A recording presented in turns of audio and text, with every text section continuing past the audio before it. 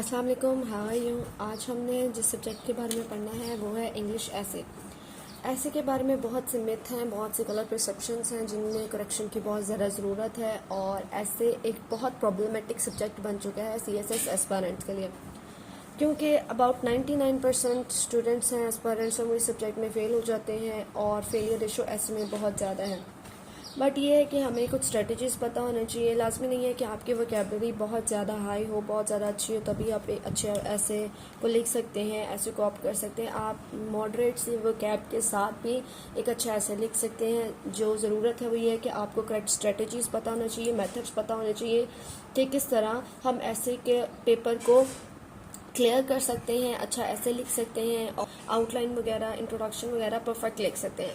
तो the need of the hour इसके हमें पता होना चाहिए कि हमने किस तरह स्ट्रेटजीज़ को या मेथड्स को ऑप्ट करना है और ऐसे लिखना स्टार्ट करना है। फर्स्ट ऑफ ऑल जो चीज़ है जिसके बारे में बहुत ज़्यादा एस्पायरेंट्स गलती करते हैं वो है टॉपिक इंटरप्रिटेशन। तो सबसे पहले हमारी चीज़ जो ऐसे के फर्स्ट लेक्चर में हम देखते हैं, वन बाय वन हम हर एक चीज़ को डिस्कस करेंगे। Introduction, outline, conclusion and the most important thesis statement के बारे में भी हम पढ़ेंगे।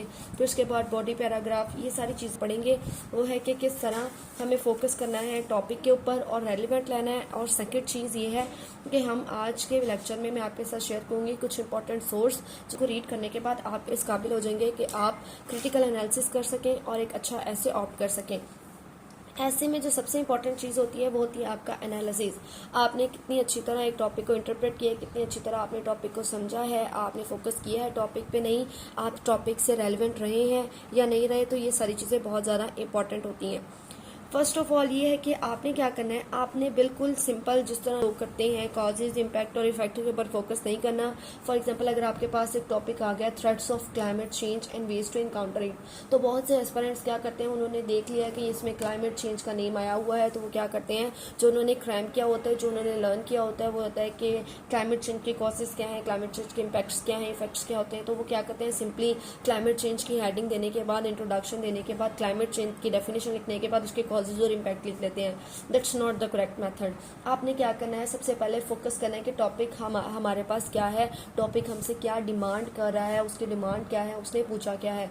ठीक है, पहली चीज़ है focus on the topic and second thing is stay relevant. हमने टॉपिक से रेलिवेंट रहना है। इससे आपको मैंने एक एग्जांपल देती हूँ, that the threats of climate change and ways to encounter it. सबसे पहली चीज़ जब हमें ऐसे के में हमारे पास आती है वो होती है हमारे पास एक स्टेटमेंट जो उन्होंने हमें ऐसे के लिए हमें दी होती है। ठीक है, तो स्टेटमेंट में हमने पहले क्या करना होता है, उस स्टेटमेंट को पढ़ना होता है, उस स्टेटमेंट को डिकोड करना होता है। स्टेटमेंट में उन्होंने कितनी चीज़ें पूछी हैं, क्या क्या पूछा है, और हम उन स्टेटमेंट के अंदर जो उन्होंने हमें क्राइटेरिया दिया है उसको किस तरह फुलफिल कर सकते हैं। फर्स्ट ऑफ ऑल इस स्टेटमेंट में देखिए मैंने दो चीज़ों को अंडरलाइन किया हुआ है, that is threats of climate change and ways to encounter it. So key word, सबसे पहले आपने की वर्ड्स को अंडरलाइन कर लेना है कि उन्होंने हमें ऐसे में पूछा क्या है। फर्स्ट की word is that threats of climate change. Climate change के क्या थ्रेट्स हैं, तो हमने इसमें सिंपली क्लाइमेट चेंज के कॉजेज, इम्पैक्ट ये सारे नहीं लिखने। फर्स्ट हमने किस चीज़ को हिट करना है, वो है threats of climate change. Second क्या है, उन्होंने बताया पूछा है that and ways to encounter it, और क्लाइमेट चेंज को इनकाउंटर करने के हमारे पास वेज क्या होते हैं उनको हमने डील करना है। तो ये दो चीज़ें हम चाहिए। इन कीवर्ड्स को पहले आप सेपरेट कर लें, ठीक है, रफ पेज पे कर लें, आउटलाइन बनाने से पहले कर लें। ठीक है, आपने क्या करना है, आउटलाइन बनाने से पहले कीवर्ड्स को सेपरेट कर लेना है और सेपरेटली कीवर्ड्स को लिख लेना है। फॉर एग्जांपल अब यहाँ पे उन्होंने पूछा था, अब पहली चीज़ जब टॉपिक पे फोकस करना है, टॉपिक में उन्होंने हमसे दो चीज़ें पूछी थी, threats of climate change and ways to encounter it. तो दोनों को आप सेपरेटली लिख लें। एक साइड पे आप थ्रेट्स लिख लें जो उन्होंने पूछा, सेकंड में जो उन्होंने पूछा that is a ways to encounter it. आपके फैसिलिटीज़ के लिए मैंने कुछ थ्रेट्स मेंशन की हैं, कुछ वेज टू इनकाउंटर मेंशन की हैं, तो आप देख लें। फर्स्ट ऑफ ऑल जो हमें थ्रेट होता है क्लाइमेट चेंज का, उसमें आ जाता है इंक्रीजिंग टेम्परेचर। क्लाइमेट चेंज की वजह से टेम्परेचर इंक्रीज हो रहा है, ग्लोब का टेम्परेचर इंक्रीज हो रहा है। अब उस इंक्रीज इन टेम्परेचर के बाद क्या हो रहा है, melting of glaciers. Glaciers melt हो रहे हैं, जो ग्लेशियर्स मेल्ट होंगे तो सी लेवल राइज होगा, सी लेवल राइज होने के बाद क्या आएंगे, फ्लड्स आएंगे। फ्लड्स के बाद हमारे पास क्या आएगा, फ्लड जब आएंगे तो हमारे पास अनप्रिडिक्टेबल वेदर्स होंगे क्लाइमेट चेंज की वजह से, और लास्ट में क्या होगा, फूड इनसिक्योरिटी। तो that's all the threats of climate change. ये हमारे पास क्लाइमेट चेंज के कुछ थ्रेट्स हैं, खतरात हैं क्लाइमेट चेंज के। नेक्स्ट हमने क्या करना है, इन्हीं पॉइंट्स को लेकर अपनी मेन हेडिंग्स भी बनानी है, अपनी सब हेडिंग्स भी बनानी है। जब मैं आपको आउटलाइन बनाना सिखाऊंगी तब हम इन्हीं पॉइंट्स को यूज़ करेंगे और एक बहुत ईजी वे में आउटलाइन बनाना सीख लेंगे, आउटलाइन को कवर करेंगे और इन्हीं को यूज़ करके हम एक अच्छी थीसिस स्टेटमेंट लिख सकते हैं। किस तरह हमने इंट्रोडक्शन लिखना है, बॉडी पैराग्राफ्स किस तरह लिखने हैं और एट द लास्ट कंक्लूजन किस तरह लिखने हैं। सेकंड में मैंने बताया था कि वेज टू इनकाउंटर इट, हमें वेज भी बताने हैं। दो चीज़ें उन्होंने पूछी थी, दैट इज़ फॉरेस्टेशन के थ्रू हम इनकाउंटर कर सकते हैं, डेवलप्ड कंट्रीज़ अपना रोल प्ले कर सकते हैं।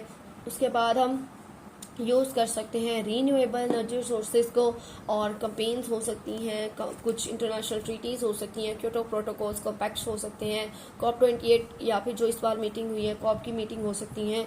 ठीक है, तो ये सारी चीज़ें हमें veg to encounter it.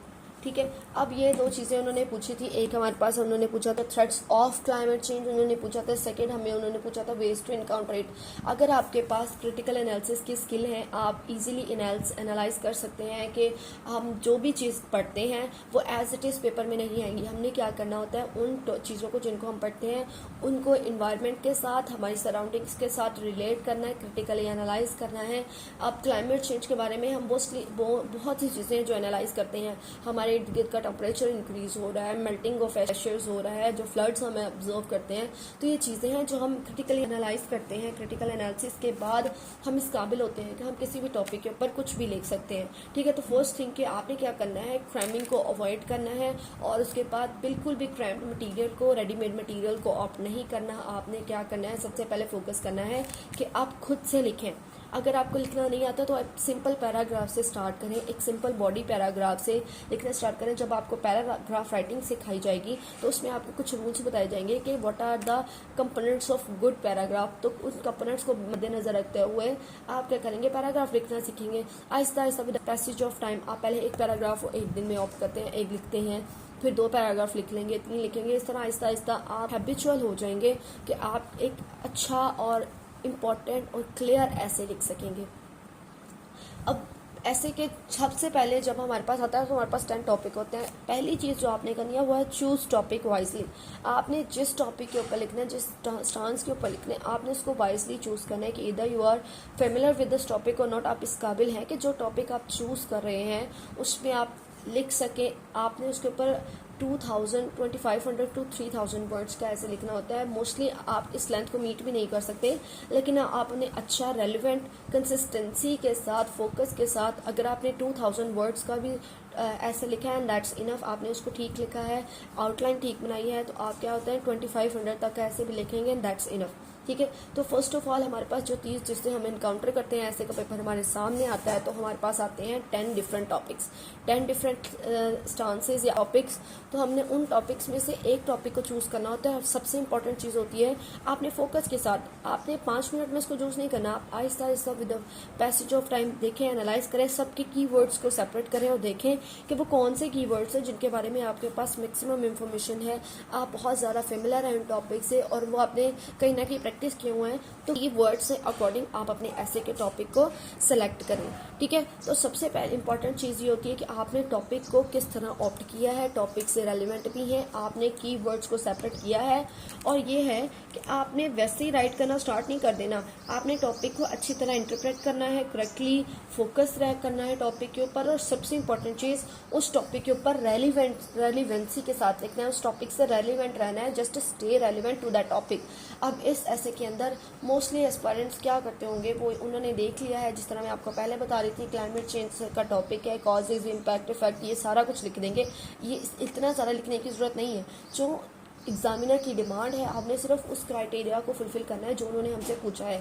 Threats हमने पूछ लिए, आपने क्या करना है, सबसे पहले क्लाइमेट चेंज की थोड़ी बहुत डेफिनेशन इंट्रोडक्शन के बाद लिख देनी है, फिर थ्रेट्स मेंशन करने हैं, वेज टू इनकाउंटर मेंशन करने हैं, and the last thing is conclusion.